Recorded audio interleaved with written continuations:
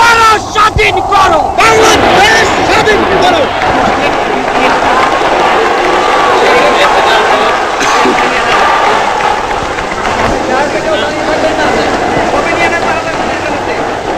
ভাইরা আমার, আজ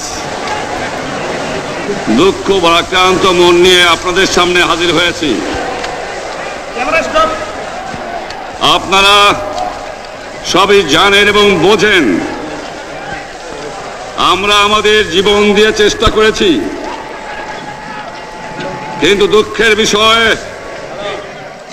আজ ঢাকা, চট্টগ্রাম, খুলনা, রাজশাহী, রংপুরে আমার ভাইয়ের রক্তে রাজপথ রঞ্জিত হয়েছে।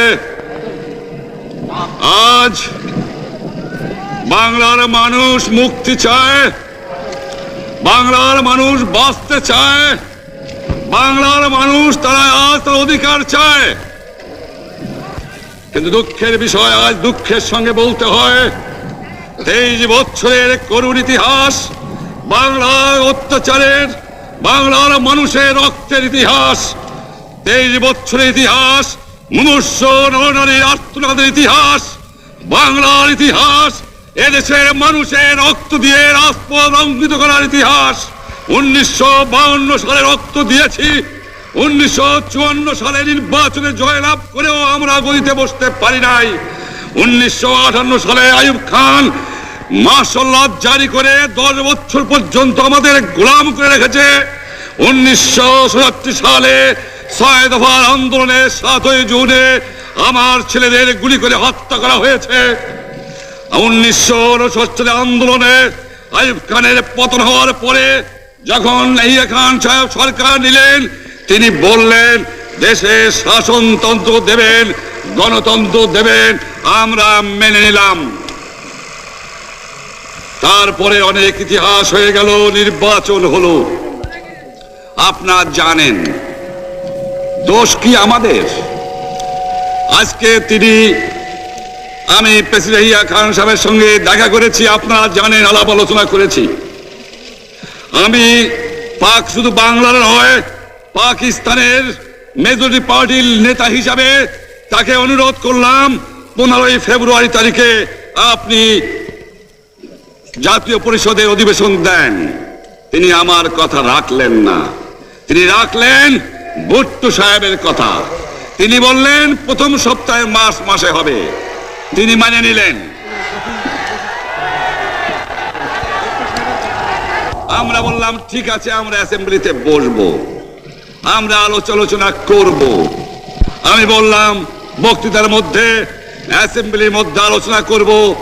এমনকি আমি এ পর্যন্ত বললাম যদি কেউ ন্যায্য কথা বলে, আমরা সংখ্যায় বেশি হলেও একজন যদিও সে হয়, তার ন্যায্য কথা আমরা মেনে নেব। আসুন বসি, আমরা আলাপ করে শাসনতন্ত্র তৈরি করি। তিনি বললেন পশ্চিম পাকিস্তানের মেম্বাররা যদি এখানে আসে তাহলে কসাইখানা হবে অ্যাসেম্বলি। যদি কেউ অ্যাসেম্বলিতে আসে তাহলে পেশোয়ার থেকে করাচি পর্যন্ত দোকান জোর করে বন্ধ করা হবে, তারপরেও যদি কেউ আসে তাকে সন্ন্যাসার করা হবে। আমি বললাম অ্যাসেম্বলি চলবে। তারপরে হঠাৎ 1 তারিখে অ্যাসেম্বলি বন্ধ করে দেওয়া হলো। কি পেলাম আমরা? আমার পয়সা দিয়ে অস্ত্র কিনেছি বহিঃশত্রু আক্রমণ থেকে দেশকে রক্ষা করার জন্য। আজ সেই অস্ত্র ব্যবহার হচ্ছে আমার দেশের গরিব দুঃখিনী অস্ত্র মানুষের বিরুদ্ধে, তার বুকের উপরে হচ্ছে গুলি। আমরা পাকিস্তানের সংখ্যাগুরু, আমরা বাঙালিরা যখনই ক্ষমতায় যাওয়ার চেষ্টা করেছি, যখনই এদেশের মালিক হবার চেষ্টা করেছি, তখনই তারা আমাদের উপরে ঝাঁপিয়ে পড়েছেন। তারা আমাদের ভাই। আমি বলেছি তাদের কাছে এই কথা যে আপনারা কেন আপনার ভাইয়ের বুকে গুলি মারবেন? আপনাদের রাখা হয়েছে যদি বহিঃশত্রু আক্রমণ করে তার থেকে দেশকে রক্ষা করার জন্য। তারপরে উনি বললেন যে আমার নামে বলেছেন, আমি নাকি বলে স্বীকার করেছি যে 10 তারিখে রাউন্ড টেবল কনফারেন্স হবে। আমি উনাকে একথা বলে দেবার চাই, আমি তাকে তা বলি নাই। টেলিফোনে আমার সঙ্গে তার কথা হয়। তাকে আমি বলেছিলাম জনাব ইয়াহিয়া খান সাহেব, আপনি পাকিস্তানের প্রেসিডেন্ট, দেখে যান, ঢাকায় আসেন কিভাবে আমার গরিবের উপরে, আমার বাংলার মানুষের বুকের উপরে গুলি করা হয়েছে, কি করে আমার মায়ের কোল খালি করা হয়েছে, কি করে মানুষকে হত্যা করা হয়েছে। আপনি আসুন, দেখুন, বিচার করুন, তারপরে আপনি ঠিক করুন। আমি এই কথা বলেছিলাম। হঠাৎ আমার সঙ্গে পরামর্শ না করে বা আমাদের সঙ্গে আলোচনা না করে 5 ঘন্টা গোপনে বৈঠক করে যে বক্তৃতা তিনি করেছেন এবং যে বক্তৃতা করে অ্যাসেম্বলি করেছেন, সমস্ত দোষ তিনি আমার উপরে দিয়েছেন, বাংলার মানুষের উপরে দিয়েছেন।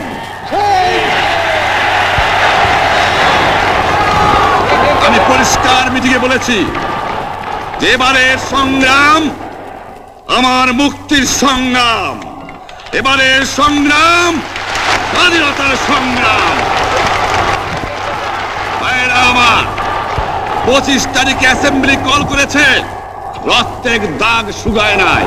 আমি 10 তারিখে বলে দিয়েছি যে ওই শহীদের রক্তের উপর দিয়ে পাড়া দিয়ে আরটিসিতে মুজিবুর রহমান যোগদান করতে পারে না। অ্যাসেম্বলি কল করেছেন, আমার দাবি মানতে হবে। প্রথম, সামরিক আইন মার্শাল ল উইথড্র করতে হবে,